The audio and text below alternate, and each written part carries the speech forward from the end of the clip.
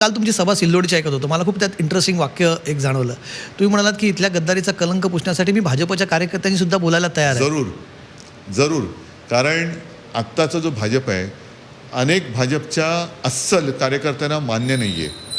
जे मी म्हटलं ना, की भाजप आता संकरित पक्ष झालेला आहे. नवीन एक ही पद्धत आहे. संकरित पशु आपण समजतो, पण संकरित पक्ष ज्याच्या राजकीय किंवा वैचारिक गर्भामध्ये इतर सगळ्या पक्षाची भ्रष्ट बीज घेऊन पक्ष पुढे चालला आहे. हे अस्सल भारतीय जनता पक्षाच्या कार्यकर्त्यांना पटलेलं नाही. त्यांना मी आवाहन केलं, अगदी RSSला सुद्धा मी करतोय, की तुम्ही 100 वर्षाचे झालात. 100 वर्षाचं फलित हा संकरित पक्ष होता का? नवाज शरीफचा केक खाणारा पंतप्रधान हे तुम्हाला अपेक्षित होते का? म्हणजे कशासाठी मग 100 वर्ष काढली? कशासाठी तुम्ही त्याग केला?